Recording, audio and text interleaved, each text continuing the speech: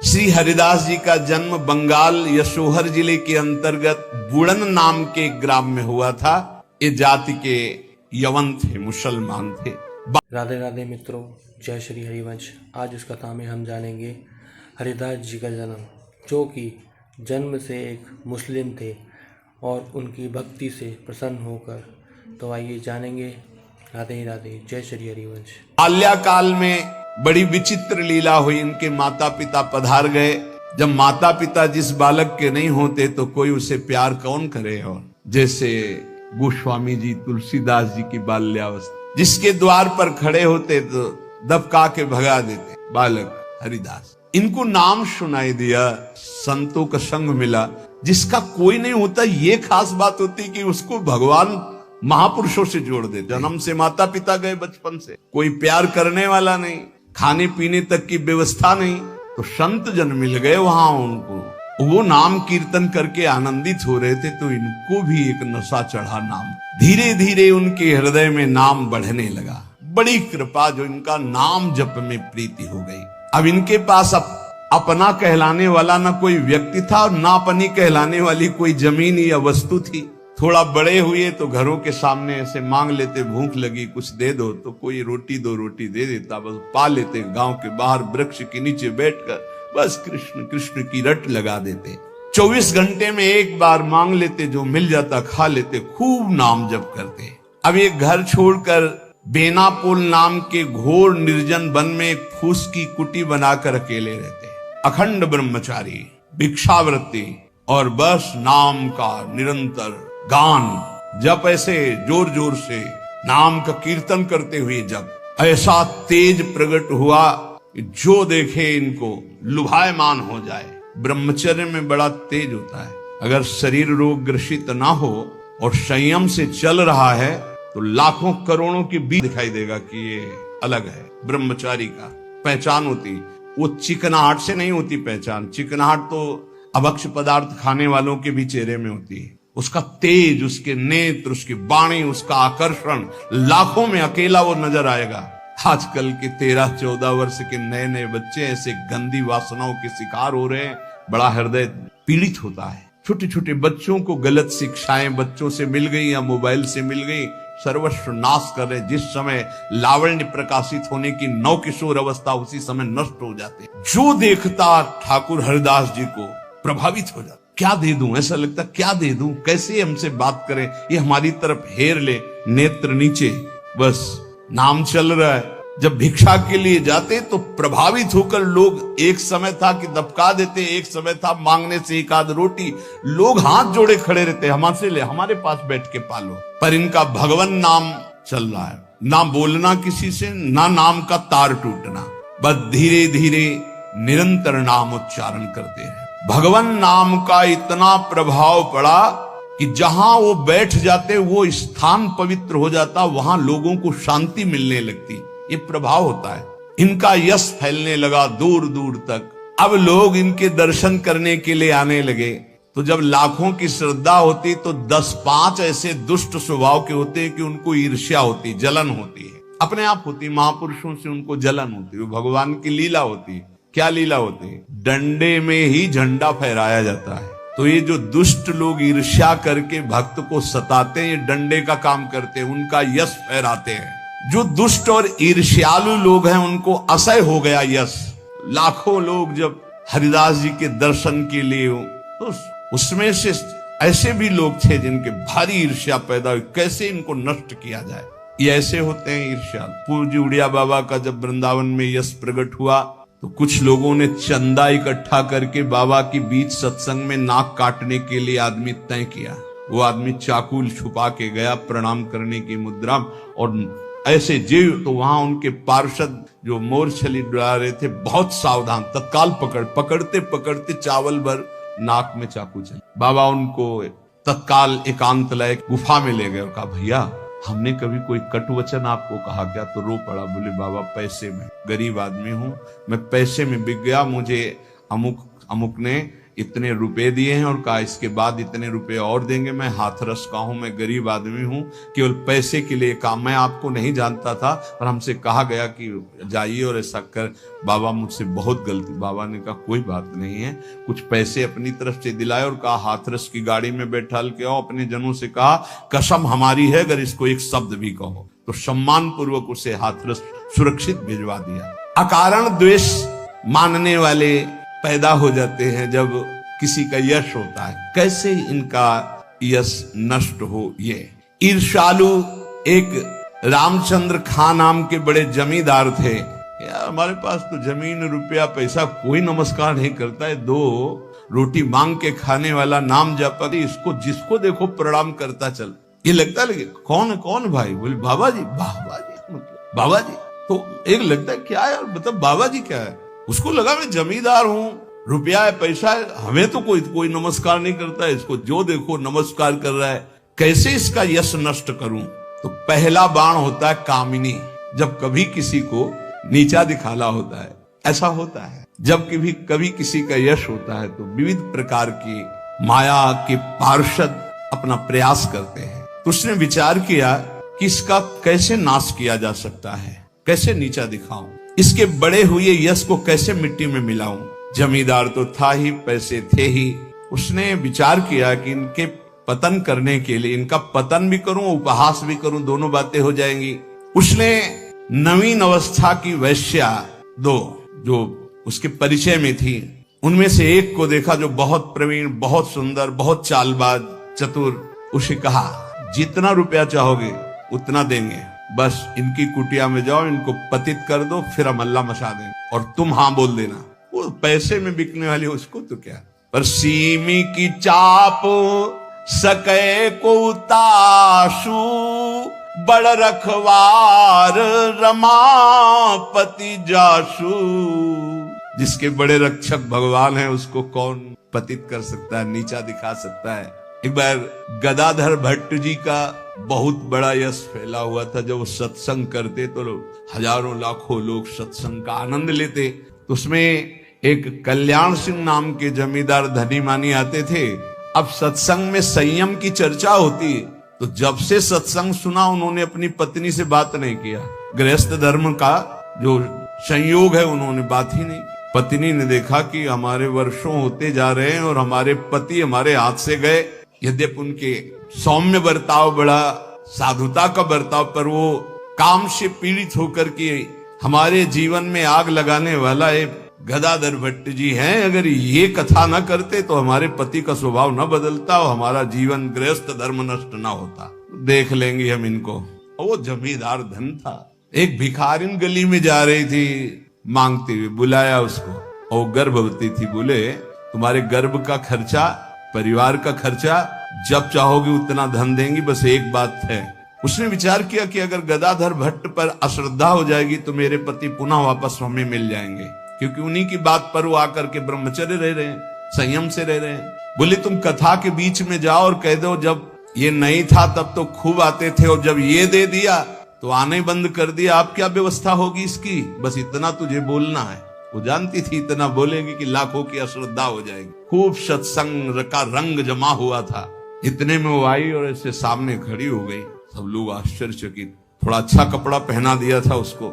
उसने कहा महाराज अब तो प्रवचन में लग गए, जब गर्भ नहीं था तो खूब आते थे और जब गर्भ रह गया तो अब आए नहीं, इसका पालन कौन करेगा? बोले आराम से बैठो, जिसने गर्भ दिया अवश्य पालन करेगा, हर व्यवस्था होगी। बिल्कुल। वो तो कोई आश्चर्य उनको नहीं हुआ, वो समझ गए कि भगवान का कोई खेल है। उनका आराम से बैठो, पक्का जिसने गर्भ दिया उसका पालन करे। बोले बातों में मत फुसलाइए, आप समझ रहे हैं ना। अब काना फूसी, ये ऐसा भी है, हम तो ऐसा नहीं। अरे बोले हम तो पहले कह रहे थे। अब उनमें जो तर्क वाले, संशय वाले थे उनके गुट होने लगे, चर्चाएं होने लगी, अब हाहाकार मच गया। तो कुछ तो ऐसे भक्त थे जो प्राण दे दें तो उनका ऐसा हो ही नहीं सकता, ऐसा नहीं हो सकता। वो एकदम पागल हो गए कि ऐसा नहीं हो सकता। इसके बाद धीरे से सामने से गए, उसको इशारा किया बैग के लिए। वो उठी, पीछे आई, सत्य बोल, अगर सत्य नहीं बोली तो उसने कहा कि हमें क्षमा किया जाए। जब भय चारों तरफ से 50 आदमी श्रद्धालु कि मैं मर सकता हूं लेकिन मार नहीं सकता, ऐसा समझ गई कि मार डाली जाऊंगी। तो उसने कहा एक कोई कल्याण सिंह गए इनमें कथा सुनने वालों में, तो राजपूत थे तो तलवार और सब, वहां मेरा नाम बोले तो आपकी पत्नी ने इतनी हमको स्वर्ण मुद्राएं दी है और इतनी बाद में देने, केवल ये बोलने को कहा था, सो मैं बोल चल सभा में बोल। सभा में बुलवाया और भागे अपनी पत्नी के। गदाधर भट्ट जी ने कहा यही कथा सुना? अरे वो तो विकार से पीड़ित हो रही, तुम तो सत्संगी हो, धैर्य धारण को कुछ नहीं। क्या ये भगवान की अनुकूल प्रतिकूल माया की लीलाएं होती रहती। शांत पुनः सत्संग। और कहा मैं वचन दो हमारे सामने कि तुम अपनी पत्नी को एक शब्द भी नहीं कहो। और देखो गृहस्थ में संयम का ब्रह्मचर्य रहा जाता है, उसमें अखंड ब्रह्मचर्य नहीं रहा जाता। पानी ग्रहण किया है तो संयम पूर्वक, जितना आप प्यार पूर्वक संयम से ब्रह्मचर्य रहो, फिर गृहस्थ धर्म का समझाया उनको। तो बड़े बड़े महापुरुषों के जीवन में होता है। रामचंद्र खान ने एक वैश्या से कहा तुम जितना रुपया मांगोगे देंगे, इनको भ्रष्ट कर दो, फिर हल्ला मचा देंगे, फिर इनका सब यश धूल दूषित हो जाएगा। पर उनको ये नहीं पता था कि ये भगवान के दास हैं, इनकी सुरक्षा स्वयं भगवान करते हैं। करो सदा तिनके रखवारी, जिम बालक राखे महतारी। जैसे माँ दिखाई नहीं दे रही, बालक खेल रहा है, लेकिन पक्का मानिए माँ की दृष्टि वही है, अपने बच्चे पे है। कहीं कोई ऐसी बात ना हो जाए जो हमारे बच्चे को दुख हो जाए, वो कार्य करती हुई एक दृष्टि में देखती रहती। मेरे प्रभु अपने जन को हर समय देखते रहते, हर समय से। जहां मेरा भक्त चरण रखे वहां रखूं मैं हाथ। बस लीला समझ पाना बहुत कठिन है भगवान की। संपूर्ण संसार एक तरफ विरोध करने लगे तो भी भक्त का बाल बांका नहीं हो सकता। जो होगा विधान भगवान की तरफ से होगा। पर नीच पुरुष अपनी नीचता से बाज नहीं आता। उसने 16 वर्षीय वैश्या को, जो बड़ी रूपवती थी, बड़ी प्रवीण थी, चालबाज थी, चतुर थी, उसको खूब श्रृंगारित करके भेजा, जाओ और उनको भ्रष्ट कर दो। जंगल में रहते थे। उसको भी गर्व था कि कोई ऐसा पुरुष पैदा नहीं हुआ जिसको मैं चाहूं और भ्रष्ट न कर सकूं। पर उसको क्या पता था कि परम पुरुष का दास ऐसा होता है। हरिनाम में डूबे हुए श्री ठाकुर हरिदास जी उसकी कुटिया में गए। ठाकुर हरिदास जी ने कृष्ण, शांत बैठे हो अपने कृष्ण कृष्ण, बार बार बोलना चाहती कुछ बात कर, हरे कृष्ण। सुबह से गई पूरी शाम हो गई, कृष्ण कृष्ण। जहां वो कुछ बात करने को होती, मां हमारा नाम पूरा हो जाए, फिर वहां 1000-2000 नाम थोड़ी, लाखों की संख्या में 3 लाख नाम तो जोर जोर से जब। वो बार बार बैठी उनकी मुख कांति को देखती रहती, बैठी रही। शाम हुई, सोचा रात्रि में बात तो हो ही जाएगी। वैसे तो 3 लाख नाम जप करके फिर लघु शंका आदि कभी उठते, आज उठे ही नहीं, पूरी रात्रि भी नाम चल रहा है। वैश्या फिर गई, श्रृंगार वृंगार करके फिर दोबारा आई, फिर नाम कीर्तन। जब बीच में बोलने की बात करती तो हरे कृष्ण। कितनी कृपा वैश्या की, ऐसे महापुरुष को बराबर देख रही, उनका नाम सुन रही। तीसरे दिन एकदम विचलित होकर के, आप हमसे बात क्यों नहीं करते? रुके, हाथ जोड़ा और कहा आपसे अच्छे से बात करूंगा, हमारी नाम जप की अभी संख्या पूरी नहीं हुई, उसको पूरी हो जाए। ऐसे अमृत में वचन की हृदय एकदम हाय मत, ये क्या? वैसे मैं पापनी हूँ, नीच हूँ, गंदा आचरण करती हूँ, ऐसे महापुरुष के लिए गंदी बात सोच रही। 3 लाख नाम की फिर तार चल पड़ा, हरे उच्च स्वर से रोने लगी। वो शुरू हो गई हरे। साथ में हरिदास जी ने देखा, हाँ अब क्या महापुरुष प्रभाव। हरिदास जी अब बोले, हाँ अब बात कर सकते, तो बात करने लायक नहीं। अश्रु प्रवाह चल रहा था और कृष्ण नाम चल रहा था। उठी और चरणों में लौट गई, का धिक्कार है मुझ निज पापनी को कि आप जैसे महापुरुष के लिए मैंने गंदी बात सोची, मुझे क्षमा कर दीजिए। चिल्ला चिल्ला करके रोने लगी। उन्होंने कहा दुखी नहीं होना, मेरे प्रभु तुम पर बहुत कृपा की। वो आंखों से आंसू बहाती जा रही, गदगद कंठ से कह रही, पतित पावन आप मुझे स्वीकार कर लीजिए, मैं आपकी चरणों की दासी हूं। आप तो अहेतुकी कृपा करने वाले परम दयालु हैं। आप पात्र और अपात्र का विचार न कीजिए, मुझ जैसी नीच को स्वीकार कर लीजिए। और चिल्ला चिल्ला के रोने लगी। हरिदास जी ने कहा जो नाम सुन रहा है वो नीच कैसे हो सकता? उन्होंने कहा आप मुझे जानते नहीं, मैं वैश्या हूं, मैं लोक निंदित हूं, मैं बहुत ही गंदी हूं, मैं खोटी बुद्धि से आपको भ्रष्ट करने आई थी। हरिदास जी ने कहा इस समय आपके हृदय में क्या है? बोले भगवान बस आपकी दास्ता, आपके आदेश का इंतजार, मैं क्या करूं, मुझे आदेश कीजिए। मैं नीच कैसे पवित्र हो सकती हूँ? मैं आपकी शरण में हूँ, आप मेरा उद्धार कीजिए। हरिदास जी ने कहा, देवी अब तुम वैश्या नहीं रही, उठो। मेरे प्रभु बड़े पतित पावन हैं, उनका नाम उनसे भी महान है, क्योंकि प्रभु को अधीन कर लेता है। मेरे प्रभु के नाम में कोई भेदभाव नहीं, कोई भी जप सकता है, कोई भी अपना परम कल्याण कर सकता है। मेरे प्रभु के नाम में इतनी सामर्थ्य है कि कोई इतना पाप इकट्ठा ही नहीं कर सकता जितना नाम में पाप नाश की सामर्थ्य है। तुमने जो पाप कर्म से पैसा पैदा किया है, आज से उसका प्रयोग मत करना, उसे हटा दो, उसे दे दो, गरीबों को बांट दो। और आज से तुम जो 3 दिन से नाम सुन रहे हो, इसी नाम को रटो। देखो ये नाम तुम्हें परम पावन कर देगा। वैश्या ने कहा, अब तो मैं जाऊंगी नहीं अपने घर, संपत्ति बांटने की तो बात, अब वहां जाऊंगी नहीं।